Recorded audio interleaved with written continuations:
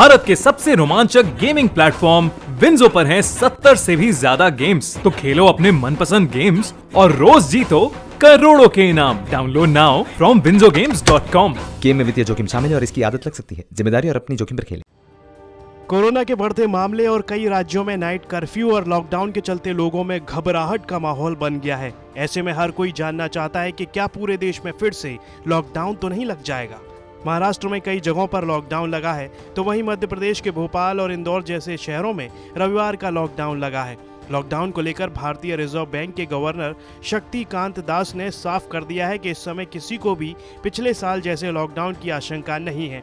शक्तिकांत दास ने times network India economic conclave में कहा, देश में कोरोना संक्रमण के बढ़ते मामलों में चिंता की बात है, लेकिन इससे निपटने के लिए इस बार हमारे पास ज्यादा उपाय हैं। इस समय किसी को भी पिछले साल जैसे लॉकडाउन की आशंका नहीं है। इसके साथ ही दास ने भरोसा जताया कि कोरोना वायरस संक्रमण की नई लहर से आर्थिक वृद्धि में सुधार की रफ्तार प्रभावित नहीं होगी। आरबीआई ने वित्त वर्ष 2021-22 के लिए 10.5% के हालिया वृद्धि लक्ष्य को बरकरार रखा है। साथ ही ये भी साफ कर दिया कि आरबीआई कीमत और वित्तीय स्थिरता बनाए रखते हुए अर्थव्यवस्था में दोबारा उछाल के लिए अपने सभी नीतिगत उपायों के उपयोग को लेकर प्रतिबद्ध है। लॉकडाउन के बाद आर्थिक गतिविधियां खुलने से इकोनॉमी में रिकवरी देखने को मिली है।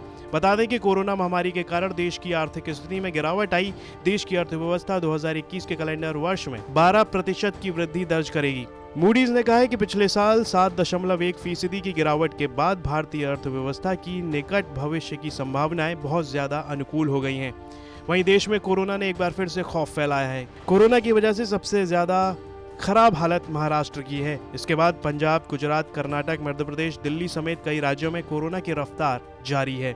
देश भर में कोरोना संक्रमण का आंकड़ा लगभग 1,18,46,000 से ज्यादा हो गया है। कोरोना से 1,60,692 लोगों की मौत हो चुकी है। अब तक 1,12,31,650 लोगों की रिकवरी हो चुकी है।